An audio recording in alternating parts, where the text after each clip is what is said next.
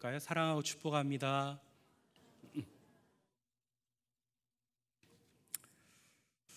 하나님께서는 말로 세상을 창조하셨습니다. 하나님이 우리를 축복하고자 하실 때는 제사장이 말로 이렇게 축복하면 내가 축복을 말한 대로 주겠다라고 또 말씀하셨습니다. 예수님도 말로 사람의 병을 고쳤고 말로 풍랑을 잠잠케 하셨습니다. 전도할 때도 말로 먼저 그 집에 평안을 빌어라 라고 말씀하셨습니다. 성경은 처음부터 끝까지 우리 말의 중요성에 대해서 아주 많이 강조하고 있습니다. 왜 그럴까요? 저는 크게 이유를 세 가지 이유가 있다고 생각을 합니다. 이 첫 번째는 우리 말은 하나님의 음성이 전달되는 통로이기 때문입니다. 하나님께서는 우리 말 속에, 내 말 속에 하나님의 음성을 담아 놓습니다. 하나님께서는 어떤 상황 속에서도 우리를 위한 말씀을 준비해 주십니다. 우리가 꼭 설교를 통해서만, 기도를 통해서만 하나님의 음성을 듣는 것이 아닙니다. 때로는 자연을 통해서, 환경을 통해서, 폭풍우 중에서도 주님은 우리에게 말씀해 주시고, 우리가 평안하고 즐거울 때도 하나님께서는 우리에게 음성을 들려주십니다. 그렇지만 대부분 많은 경우에 하나님은 우리의 말 속에 하나님의 음성을 담아서 전달해 주십니다.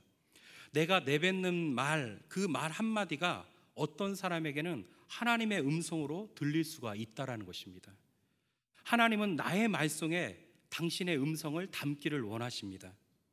그런데 우리의 말이 늘 부정적이고 폭력적이고 불평이라면 하나님은 나의 말 속에 하나님의 음성을 담을 수가 없게 되는 것이죠. 우리 교회도 오랫동안 교회 출석하지 않으시다가 다시 출석하셔서 지금 신앙생활 열심히 하신 분이 있어요. 이분도 교회 다시 나오게 된 계기가 그 구역의 구역장님이 찾아가서 이런 말을 했다고 그래요. 왜 이렇게 안 나와? 하나님이 기다리시잖아. 근데 그냥 구역장님은 우연코 내뱉은 말인데 그 말을 들은 그분이요, 그 말이 하나님의 음성처럼 들려지더라는 것이죠. 계속적으로 그 말이 마음속에 감동이 돼서 들려져요. 하나님의 음성처럼 들려지는 겁니다. 내가 너 오랫동안 기다린다. 너 왜 나를 만나주지 않니? 이렇게 하나님의 음성이 그분의 말로 계속 전달되면서 들려지는 것이죠. 이분이 눈물로 회개했대요. 그리고 다시 한번 주회전을 찾아서 지금 신앙생활 잘하고 계시죠. 여러분, 우리가 준비되지 않는 말이라 할지라도, 무심코 내뱉는 말이라 할지라도 어떤 사람에게는 그 말이 하나님의 음성으로 들려질 수가 있다는 것입니다. 하나님은 우리 말 속에 하나님의 음성을 담고 싶어 하세요. 나의 말, 지금 오늘도 내가 했던 말 속에 하나님은 하나님의 음성을 담아서 옆 주위에 힘들고 지치고 어려운 사람들에게 그 음성을 전달해 주기를 원하시는 것이죠. 여러분, 나의 말은 뭐가 돼요? 하나님의 음성을 전달하는 통로가 되는 것입니다. 근데 내 말이 항상 부정적이라면, 불평이라면, 원망이라면 어떻게 하나님의 음성이 나의 말에 담을 수가 있겠습니까? 그래서 우리의 말을요, 중요한 거예요. 그래서 우리의 말이, 우리의 언어가 이만큼 중요한 것입니다. 우리가 항상 기억해야 될 것은 나의 말이 하나님의 음성을 전하는 통로가 된다는 사실을 기억하고 또 기억하시기를 바랍니다. 이것을 명심하면요, 우리 말 함부로 할 수 없습니다. 어느 순간에 하나님의 음성이 내 말에 담겨질지를 모르니까 항상 좋은 말로 훈련돼야 되는 것이죠. 두 번째로는요, 우리 말에는 권세가 있다는 것이죠. 성경은 우리 말에는 사람을 살릴 수도 있고 죽일 수도 있는 권세가 있다라고 말씀합니다. 여러분, 우리가 하나님의 형상대로 지음을 받았다고 그래요. 우리 인간은. 여러분, 여기서 말하는 하나님의 형상 안에는 말씀으로 천지를 창조하신 그 말씀의 권세도 그 형상 안에 들어가 있는 거예요. 여러분, 우리 인간은 하나님의 형상대로 지음받았잖아요. 그 하나님의 형상 안에는 뭐가 있다고요? 하나님의 거룩한 속성들, 성품들도 들어있지만 그 형상 안에는 말씀의 권세, 말씀의 능력도 그 안에 같이 들어있어서 하나님의 형상대로 지음받은 우리 인간 안에는 말의 권세가 들어있어요. 그래서 우리 말에는요, 창조하는 말씀의 권세가 있고 우리 말에는 하나님의 형상을 닮아서 생명이 있고 능력이 있습니다. 여러분, 우리는요, 자신이 얼마나 파워풀한지를 모르며 살아갈 때가 많아요. 우리는 어쩌면 중무장한 군인과 같습니다. 어쩌면 그거보다도 더 살상력이 높은 무기를 가지고 있어요. 중무장한 군인의 살상력이 얼마나 됩니까? 여러분, 수류탄 하나 그 살상력이 얼마나 되죠? 여러분, 근데요, 우리는 이걸 아셔야 돼요. 이거보다도 더 파워풀한 무기를 우리가 가지고 있다는 거예요. 그거보다도 더 살상력이 높은 무기를 우리는 지니고 있다는 사실을 아셔야 돼요. 우리가 얼마나 파워풀한 인간인지를 여러분, 우리가 잘 모르며 살아가요. 우리가 가지고 있는 그 큰 무기가 무엇입니까? 바로 우리의 언어고 우리의 말이죠. 우리가 무장하지 않았다면 왜 우리 말 한마디에 많은 사람이 상처를 입고 마음이 다칩니까? 말 한마디로 수많은 사람을 죽이게 할 수도 있고 살릴 수도 있어요. 히틀러의 광기 어린 말 한마디가 수백만 명의 유태인들을 죽입니다. 잘못된 정치인들의 이념의 말이 수백만 명을 전쟁의 현장으로 몰아넣고 맙니다. 우리는 정말 파워풀한 사람들입니다, 여러분. 근데 그 파워풀을, 그 힘을 쓰지 않아야 될 곳에 써버려서 문제가 돼요. 그 힘을 잘 사용해야 아름다움이 되는데 우리 안에 있는 그 말의 권세, 말의 능력, 말의 힘을 가지고 쓰지 않아야 될 곳에 써버려서 항상 사람들에게 아픔을 주고 상처를 주는 것이죠. 그래서 잠언 10장 11절에 보면 의인의 입은 생명의 샘이라도 악인의 입은 독을 머금었느니라, 이런 말씀이 있어요. 우리 입술의 말은요, 생명을 머금은 샘이 될 수도 있고 독을 머금은 샘이 될 수도 있는 것입니다. 우리는 다른 사람에게 생명을 줄 수 있는 생명도 있고요, 죽일 수 있는 독도 가지고 있어요. 그런데 여러분, 아쉽게도 안타깝게도 우리 사회는 독이 넘쳐나요. 그래서 그 말에 독을 마시고 자살하는 사람도 있고요, 그 말에 독을 마시고 우울증에 빠지는 사람도 너무나 많습니다. 부모 자식 간에도 부부 간에도 서로에게 독을 뿌림으로 원수지간이 됩니다. 요즘 우리는 어쩌면 서로의 영혼에게 독을 뿌리는 사회 속에서 살고 있다라고 해도 과언이 아닙니다. 이렇게 우리 말에는 권세가 있어서 인격도 파괴하고 회복하지 못할 만큼의 상처를 주기도 합니다. 또 반면에 우리 안에는 생명의 능력이 있어서 우리 말을 통해서 죽을 사람이 살아나요. 절망에서 소망으로, 죽음에서 구원에 이르게도 합니다. 우리 말로, 우리 말 한마디로 한 영혼을 구원의 길로 인도하게 만들어요. 우리 말 한마디로 지옥 갈 사람을 천국 가게 만들어요. 이만큼 우리 말의 권세가 이만큼 대단하다는 것이죠. 우리 입술로 한 영혼을 살릴 수 있는 권세가 우리 안에 있어요. 그런 권세를 하나님이 우리에게 집어넣어 주셨습니다. 이렇게 우리가 말을 할 때 창조적인 능력과 힘으로 용기를 주고 잠자고 있는 능력을 일깨워주는 능력으로 사용할 수 있는 반면, 사람의 마음을 황폐하게 만들거나 낙심하게 만들고 새로운 희망과 길을 꺾어버리는 언어로 사용할 수도 있다라는 것입니다. 여러분, 말에는 권세가 있습니다. 그래서 이 언어의 사용이 그만큼 중요하다라는 것입니다. 세 번째로, 우리의 말이 왜 이렇게 중요할까요? 그것은 하나님은 우리가 한 말에 대해서 반드시 영적인 책임을 묻겠다라고 말씀하셨어요. 마태복음 12장 37절 말씀, 내가 의롭다함을 받고 내 말로 정죄함을 받으리라. 예수님의 말씀이죠. 우리가 한 말에 대해서 책임을 묻겠다는 거예요. 심판 날에만 책임을 묻겠다라는 말씀이 아닙니다. 이 말씀은 사용한 말대로, 내가 하는 말대로 인생을 살아가는 동안 그것대로 갚아주겠다는 거예요. 내가 말한 대로 하나님은 어떻게 해요? 갚아주시겠다는 거예요. 잠언 18장 21절, 죽고 사는 것이 혀의 권세에 달렸나니 혀를 쓰기 좋아하는 자는 그 열매를 먹으리라. 우리는 말에 이 열매를 먹고 사는 존재예요. 여러분이 잘 아시죠? 민수기의 말씀, 부정적인 보고를 한 이스라엘 백성들, 정탐꾼들에게 부정적인 보고를 했을 때 여러분, 하나님 무슨 말씀하셨어요? 너의 말이 내 귀에 들리는 대로 내가 그대로 시행하리라. 그러니까 우리 말에 대한 책임을 하나님은 반드시 묻겠다는 거죠. 내가 말한 대로 너의 인생 가운데 이루어지겠다는 거예요. 여러분, 우리 말에는 심판이 있습니다. 이것을 우리가 분명히 기억하셔야 돼요. 우리가 시인하는 대로 하나님은 그대로 삶 속에 이루어 주시겠다라고 말씀하셨습니다. 그래서 여러분, 우리가 신앙이라는 것은 이 순간 하나님의 임재함을 믿고 나와 함께 계시는 그 하나님, 나의 제사장이 되시고 나의 주가 되시고 나의 영원한 인생의 동반자가 되시는 그 하나님을 믿음으로 말해야 돼요. 항상 그 믿음 위에서 결정되고 그 믿음 위에서 살아가는 거예요. 내가 믿음의 말 한마디가 내 인생이 결정이 되는 거예요. 그대로 진행이 되는 거예요. 여러분, 내게 능력 주시는 자 안에서 내가 모든 거 할 수 있다라고 시인하는 그 순간부터 하나님은 어떻게 해요? 할 수 있게끔 만들어 주시는 거예요. 성경을 보세요. 하나님은 자주 하시는 말이 뭐예요? 할 수 있다라는 말이에요. 너는 할 수 있다라는 말이잖아요. 그것을 믿고 희망의 언어, 믿음의 언어, 소망의 언어를 내가 믿음으로 잡고 활용하고 선포하면 그 말대로 그대로 우리는 진행이 되는 거예요. 반면에 악독한 말, 부정한 말, 비방하는 말, 그런 말을 계속 내뱉으면 어떻게 되는 거죠? 그것이 내 인생 가운데 어떻게 해요? 그대로 이루어지는 거죠. 그래서 여러분, 말이라는 게 이렇게 중요해요. 오늘 우리가 읽지는 않았지만 이 마태복음 12장 37절의 말씀, 내가 의롭다함을 받고 내 말로 정죄함을 받으리라. 예수님은 분명히 말씀하셨어요. 네가 말한 그대로 정죄함을 받을 것이라고. 이 말에는 심판이 있습니다. 그래서 우리의 말이 그만큼 중요하다라는 것이죠. 저는 이 말의 중요성이 이 세 가지 이유 때문에 중요하다고 생각해요. 그래서 이런 점을 볼 때 우리의 언어 사용의 중요성은 늘 강조해도 지나치지가 않습니다.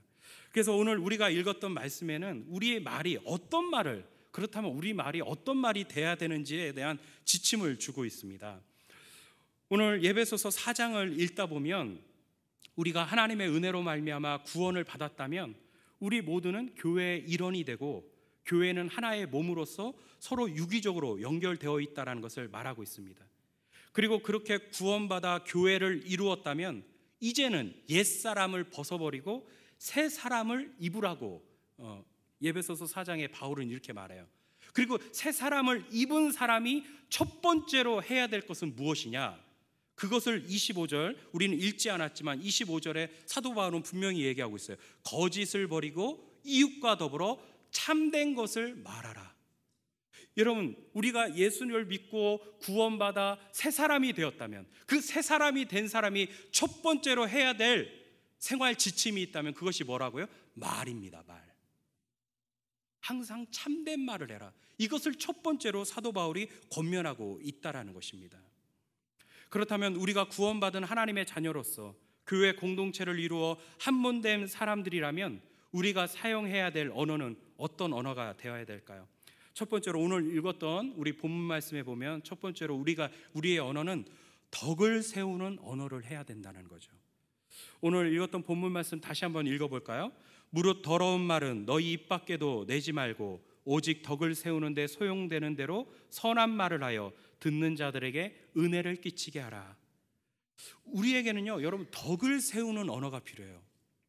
이 덕을 세우는 언어라고 했을 때 이것을 원어로 살펴보면 집을 세우다, 건물을 세우다라는 의미를 갖고 있어요. 그러니까 덕을 세우는 언어라고 하면 특별히 에베소서의 관점, 그 교회론의 관점으로 보면 공동체를 세우는 언어, 공동체에 유익이 되는 언어, 그 언어가 바로 덕을 세우는 언어라는 거죠. 여러분, 우리는 모두가 모여서요 교회를 이루고 있습니다. 에베소서 4장 16절에 보면 우리 모두가 서로 연결되고 결합되어 교회를 이룬다라고 말씀하고 있습니다. 그러니까 내 말 한마디는 더 이상 내 개인적인 말이 아니라 어떤 말이에요? 우리 교회의 언어가 되는 거예요. 이것은 꼭 교회를 대표하는 목사님만 해당되는 말이 아닙니다. 교회는 유기적으로 다 연결되어 있기 때문에 모두가 서로 다 유기적으로 연결되고 결합되어 있는 공동체이기 때문에 내 말 한마디는 더 이상 내 개인의 언어가 아니라 어떤 언어예요? 중앙교회의 언어가 되는 거예요. 여러분의 말 한마디는 여러분의 개인의 언어가 아니라 이제는 무슨 언어가 되는 거예요? 중앙교회의 언어가 되는 것이죠. 그렇기 때문에 우리의 말이 어떻게 해요? 항상 우리 교회를 세우는, 우리 교회를 일으키는 언어를 사용해야 된다는 것입니다. 제 친구가 1년 전에 개척을 했어요. 아주 친한 친구인데 처음에는 이게 소위 말하는 생개척을 했습니다. 1년 전에. 얼마 전에 가보니까 이제는 한 5가정이 모여서 예배를 드리고 있더라고요. 제가 한동안 가보지 못했는데 얼마 전에 전화가 왔어요. 외롭다고, 와달라고, 대화 상대가 필요하다고. 그래서 이제 갔습니다. 가서 교회를 가서 이제 먼저 주보를 딱 보는데 참 공교롭게도 그 주간에 그 목사님이, 제 친구 목사님이 했던 설교 본문이 딱 오늘 본문이 제 본문이랑 딱 똑같은 거예요. 예배소서 4장 29절. 설교 제목은 틀리더라고요. 그 친구는 설교 제목을 말의 힘이라고 해놨더라고요. 그래서 제가 얘기했죠. 우리 교회 이번 6월 월삭 주제가 언어여서 우리 교회가 한 달 동안 언어에 관해서 설교하고 있다. 그랬는데 나도 지금 설교 준비하고 있는데 내가 선택한 본문이랑 너 본문이랑 똑같다고. 그래서 야, 참 공교롭게도 이게 똑같아. 이런 얘기를 하니까 이 친구가 이런 말을 해요.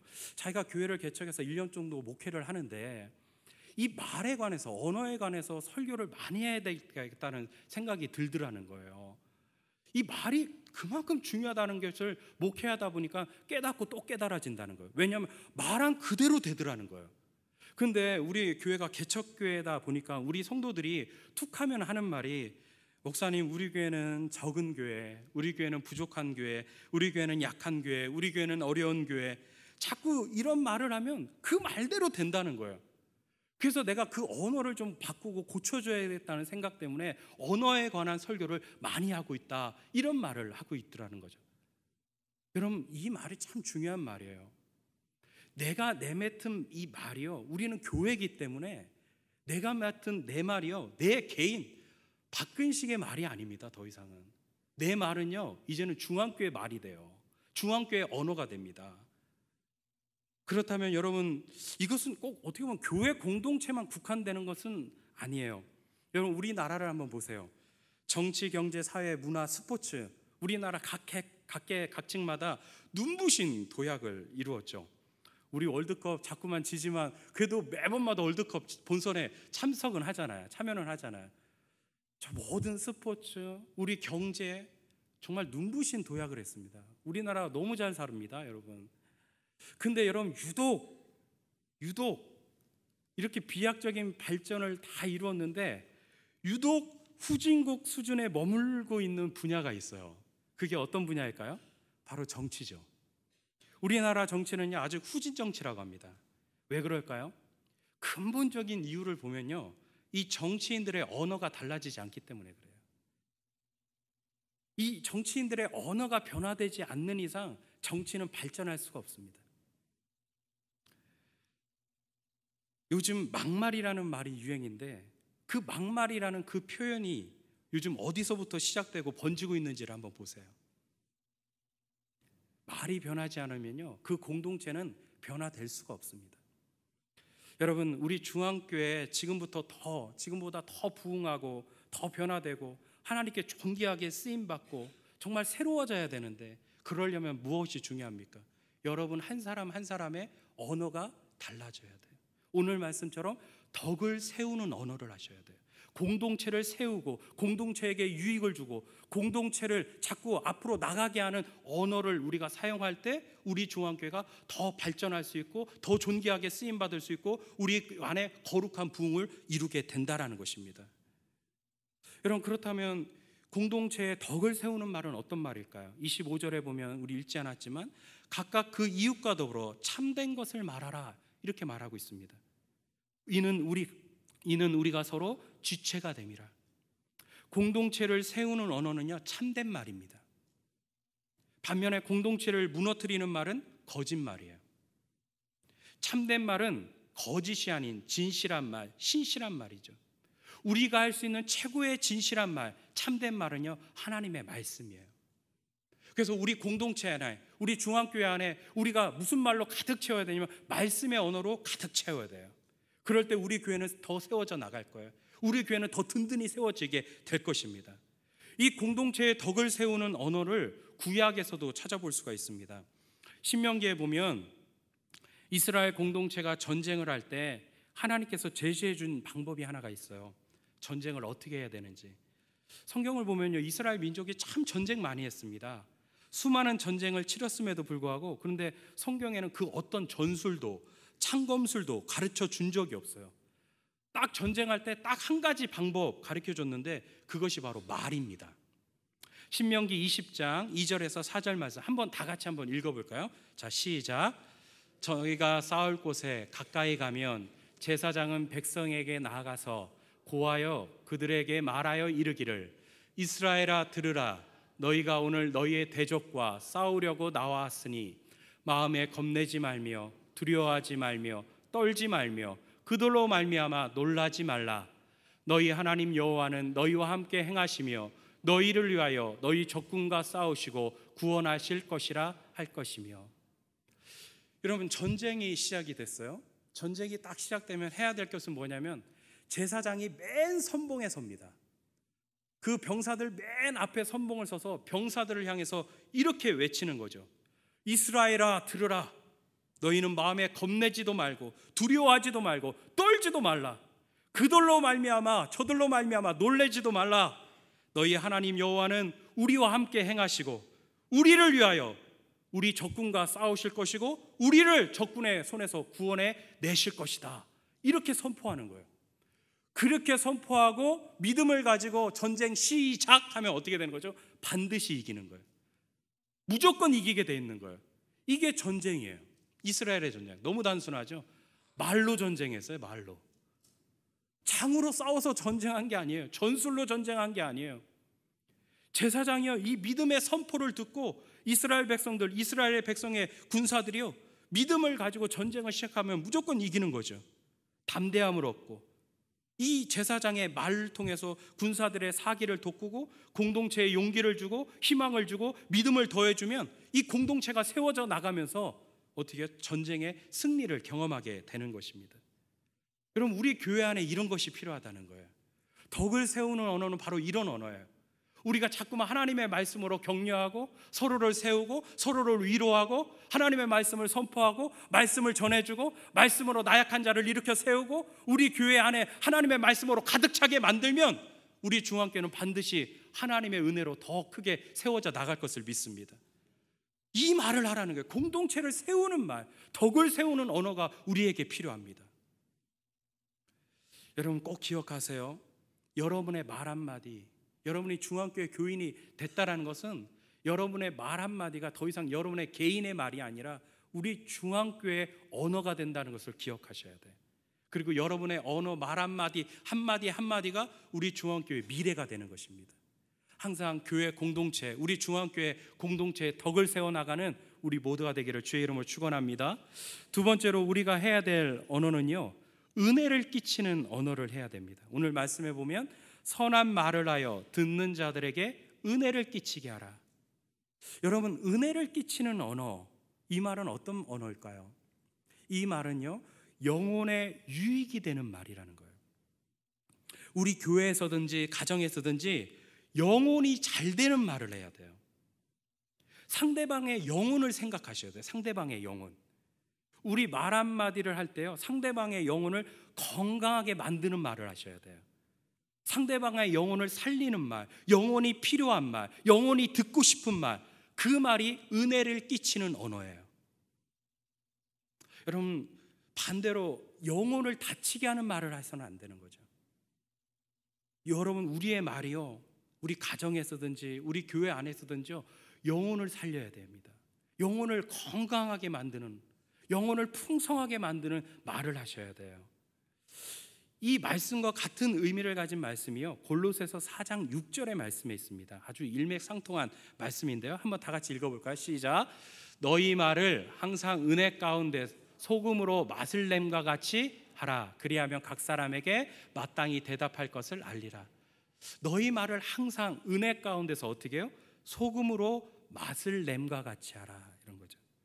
여러분, 소금으로 이 말에도 간을 해야 됩니다. 싱거운 소리 하지 마라, 이런 말이 아니에요. 여러분, 소금이 적당하게 들어가서 간을 딱 잘 맞춘 음식을 먹으면요, 얼마나 맛있어요. 소금으로 맛을 내는 거잖아요. 소금으로 간을 맞추는 거잖아요. 그런 음식을 딱 먹게 되면 너무 행복하죠. 너무 맛있게 되는 거죠. 우리 말을 그렇게 하라는 거죠. 여러분, 간을 못 맞춘다는 것은 이 소금을 잘못 쓰고 있다는 거예요. 여러분, 말에도 간이 있습니다. 말을 통해서 상대방을 행복하게 해줄 수 있어요. 생각하면 생각할수록 기분 좋은 말이 있어요. 기쁘게 하는 말이 있다고요. 여러분, 소금이 음식에 들어갔을 때 맛이 나는 것은 우리 몸이요 그 소금을 원하고 있기 때문이라는 겁니다. 어떤 사람은 짜게도 먹고요, 어떤 사람은 싱겁게 먹어요. 짜게 먹는 사람은 짜게 먹어야 맛있다고 하고요, 싱겁게 먹는 사람은 싱겁게 먹어야 맛있다고 그래요. 그것은 왜냐하면 소금이 많이 필요한 사람은 짜게 먹어야 맛이 나는 거고요, 소금이 덜 필요한 사람은 싱겁게 먹어야 맛이 나는 거예요. 내 몸이 소금을 원하기 때문에 소금이 들어간 음식을 먹어야 맛이 있다라고 하는 거죠. 여러분, 이것을 똑같이 이 말씀에 적용해 보면요, 우리 영혼도 마찬가지라는 거예요. 우리 영혼도 듣고 싶은 말이 있어요. 내 영혼이 원하는 말이 있다는 거예요. 우리 모두는요 영혼이 있기 때문에 내 안에 있는 영혼이 듣고 싶은 언어가 있어요. 꼭 들어야 될 말이 있다고요. 원하는 말이 있다고요. 이것은 단지 기분 좋게 하는 말로 끝나는 것이 아니에요. 네 서비스를 하라는 게 아니에요. 우리 말이요 상대방 영혼에 유익을 주고 건강하게 만드는 언어를 해야 됩니다. 격려의 말, 세워주는 말, 행복한 말이 필요해요. 이런 말이 우리 교회에 꽉 차야 돼요. 여러분, 반대로 영혼에 상처를 주는 말이 뭘까요? 오늘 예배소서 4장 우리가 읽지는 않았지만요 26절에 보면 이런 말을 경계하라는 거예요. 분을 내어도 해가 지지 않도록 하라는 거예요. 그러니까 영혼에 상처를 주는 말 중에 대표적인 말이 뭐냐면 분냄의 언어예요. 분을 내는 거예요. 화를 내는 거예요. 그런 언어는 상대방의 영혼에 상처를 줍니다. 그렇게 분이 있는 상태로 영혼에게 그 상대방의 말을 하면요 그 영혼이 다쳐요. 독을 뿌리게 됩니다. 그래서 분을 내도 해가 지도록 하지 말라는 거예요. 여러분, 지금부터 한 2년 전인가요? 우리 막내가 한 5살 때쯤인데 저희 집 식탁에는 이게 등받이 의자가 2개고요 장의자를 하나를 갖다 놓고 벽 쪽에 장의자를 하나 갖다 놔서 아이들은 거기에 앉아서 벽에 기대고 밥을 먹게 해놨거든요. 근데 한 2년 전쯤이었을 것 같아요. 이제 저녁에 우리 집사람이 저녁 식사하러 나오세요 이렇게 부르기에 이제 방에서 제 방 나와서 이제 식탁 쪽으로 갔더니 우리 막내가 5살쯤이었는데 그 장의자에 앉아서 벽에 등을 이렇게 쫙 기대고 2다리를 식탁에 이렇게 딱 얹어놓고 있는 거예요. 엄마가 이제 반찬을 이렇게 식탁에 차려놓고 있는데 2다리를 식탁 위에 딱 얹어서 이렇게 등에 딱 벽에 기대고 딱 앉아 있는 거예요. 제가 그 모습을 보는 순간 여러분 열 받습니까? 안 받습니까? 제가 열 받은 거예요. 그 모습을. 그래서 막 혼낸 거죠. 너 이 자식, 너 발 안 내려? 너 당장 안 내려? 어디 식탁에다 발을 얹어놔? 너. 그래서 제가 막 애한테 뭐를 말하고 하고 막 화를 내면서 막 애를 혼냈어요. 그랬더니 얘가 발은 내리지 않고 너무 놀래갖고 눈에 눈물이 나올 똥말똥하면서 놀래갖고 저만 이렇게 계속 꿈뻑꿈뻑 쳐다보고 있는 거예요. 그 모습을 보면서 우리 집사람이 그 모습을 보면서 이렇게 말하는 거예요. 갑자기 어머, 초대받지 않는 발이 어디서 왔을까? 우리 주은이의 2손을 초대합니다. 딱 그랬더니 얘가 에? 웃으면서 다리를 내리더니 팔을 딱 2손을 식탁 위에 딱 얹어놔요. 그럼 제가 뭐가 돼요? 여러분, 어차피 우리가 자녀 교육해야 되거든요. 근데 어차피 자녀 교육할 거면 우리 자녀들 영혼은 다치게 해서는 안 되는 거죠. 화를 내면서 그렇게 말하면요 자녀들의 영혼이 다치는 거잖아요. 어차피 해야 될 자녀 교육이라면 어떻게 해요? 아이들의 영혼이 필요한 말, 아이들의 영혼이 듣고 싶은 말, 아이들의 영혼이 원하는 말을 해줘야 되는 거예요. 그것이 바로 은혜를 끼치는 언어인 것입니다. 여러분, 우리가 오늘 말씀처럼 더러운 말, 그러니까 에베소서 말씀에 보면 악독, 노함, 분냄, 비방하는 말, 이런 것들을 말하면 상대방의 영혼이 다치게 되는 거죠. 근데 여러분, 이것도 잘 생각해 보면요 우리 입에서 악독, 분냄, 노함, 비방하는 말을 하게 되면 그 말을 누가 가장 먼저 듣게 되나요? 나 자신이 먼저 듣는 거죠. 나 자신이. 내가 가장 먼저 듣고 상대방이 듣는 거예요. 그러면 내 입에서 악독, 분냄, 노함, 비방이 나오면 나부터 먼저 듣기 때문에 내 영혼이 먼저 다치는 거예요. 내 영혼이 먼저 상처를 입게 되는 것입니다. 그래서 여러분, 나쁜 말을 잘하는 사람은 자신의 영혼을 계속 다치게 함으로써 그런 말을 계속하게 돼 있어요. 나쁜 말 하는 사람은 나쁜 말을 계속하는 이유가 뭐냐면 자신의 영혼을 스스로 계속 다치게 만들면서 좋은 것이 안 나오도록 되게 만드는 거예요.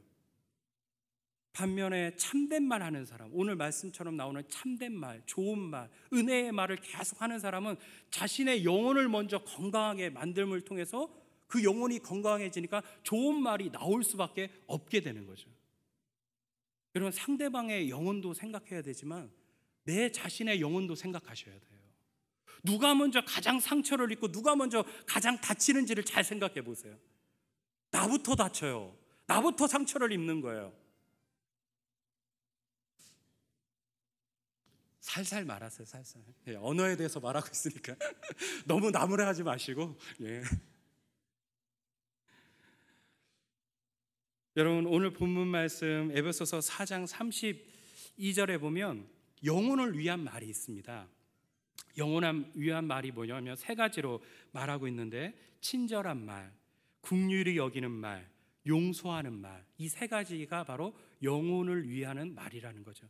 에베소서 4장 32절 말씀을 읽어보면요, 저는 이 세 가지의 말, 친절한 말, 긍휼히 여기는 말, 용서하는 말, 이 세 가지를 다 묶어보면, 하나로 딱 정리해보면 그 말이 격려의 말이 아닐까라는 생각을 해봅니다. 이 격려라는 이 말 속에는요, 친절, 긍휼, 용서가 다 들어있어요. 그래서 저는 우리가 영혼을 정말 살리는 말 중에 가장 대표적인 말이 격려의 말인 것 같아요. 항상 상대방을 어떻게 격려하는 거죠. 하나님의 말씀으로 격려하는 거예요. 위로해 주는 거예요. 상대방을 자꾸 세우는 그런 격려의 말이 우리 안에 필요한 거예요. 이것은 어떤 위치에 있는 사람이든 격려는 다 필요합니다. 지금 힘들고 지친 사람이든 또 영적으로 강건한 사람이든 지위가 높은 사람이든 낮은 사람이든 우리 모두는 영혼이 듣고 싶은 말이 있는데 그 말이 바로 격려의 말이라는 거죠. 왜요? 격려 속에는 친절도 들어있어요. 용서도 들어있어요. 그 다음에 긍휼도 들어있는 거죠. 위로도 들어있는 거죠. 워싱턴에 있는 링컨 박물관에 가보면 거기에는 링컨 대통령이 암살 당시에 그 링컨 대통령 소지품이 전시되어 있었다고 합니다. 그때 이 링컨이 가지고 있는 포켓이 있었는데, 암살 당시에 그 품 안에 품고 있었던 포켓이 있었는데, 그 포켓에는 몇 가지가 들어있었는데 그 중에 하나가 링컨이라고 새겨진 작은 손수건, 연필깎이, 작은 칼, 면실로 짠 안경집, 그리고 낡은 신문 조각 하나가 있었다고 하죠. 사람들이 다른 것은 다 이해가 가는데 낡은 신문기사 조각 하나를 왜 가지고 다녔는지 궁금해했습니다. 그런데 그 신문기사에는 이렇게 적혀 있었다고 그래요. 그 타이틀 제목이 링컨은 모든 시대의 정치가 중에 가장 위대한 한 사람이다. 이렇게 시작되는 기사였다라고 합니다. 왜 링컨이 이런 신문기사를 지갑에 넣어가지고 다녔을까요? 그것은 링컨은 미국 역사상 가장 어려운 시대를 맞아 이끌어가고 있는 대통령이었습니다. 그러다 보니까 좋은 일도 있었지만 많은 원망과 비난을 받아야만 했죠. 때로는 협박까지 받았습니다.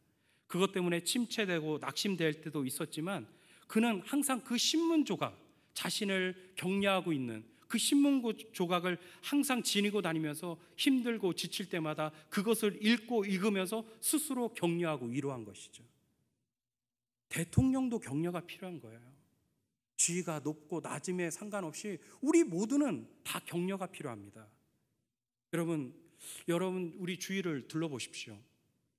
여러분, 내 옆에 있는 상대방이요, 듣고 싶은 말이 있어요. 상대방의 영혼이 듣고 싶은 말이 있습니다. 그리고 그 말은 내 영혼이 또 듣고 싶은 말이기도 해요. 그 말이 무슨 말이라고요? 격려의 말입니다. 그럼 이런 말들을 우리가 전해줄 수 있는 우리 언어가 되었으면 좋겠습니다. 여러분, 언어는 훈련하셔야 됩니다. 하루아침에 되는 것이 아니에요. 설교하고 있는 저도 부끄러워요. 저도 잘하는 거 아닙니다. 하지만 이 언어에 대해서 끊임없이 훈련해야 돼요. 언어가 중요하기 때문에 그렇습니다. 사람을 살리기도 하고요, 죽이기도 하고요. 우리의 언어 속에 하나님의 음성을 담고 있기 때문에 우리 말 한마디 한마디를 다 중요하게 생각해야 돼요.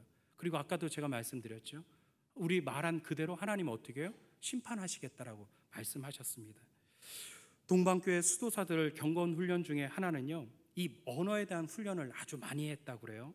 그 중에 하나가 뭐냐면 항상 이렇게 기도했다고 합니다. 예수님, 제 말 속에, 제 언어 속에 예수님 들어오십시오. 예수님은 생명의 근원이고 축복과 은혜의 근원입니다. 제 마음 속에, 제 생각 속에, 제 언어 속에 예수님 들어와 주십시오. 항상 이 기도를 늘 반복했다는 거예요. 예수님, 제 언어 속에 들어와 주십시오. 여러분, 이렇게 한번 늘 기도해 보세요. 하나님, 제 언어 속에, 제 말 속에 예수님 들어와 주세요. 이런 고백을 계속 하려면서 훈련하셔야 돼요. 그럼 이렇게 언어를 훈련하셔서 여러분의 언어로 우리 중앙교회 공동체를 세우고 많은 영혼들을 살리는 그런 말, 그런 언어를 하실 수 있는 우리 모두가 되기를 주의 이름으로 축원합니다. 기도하겠습니다.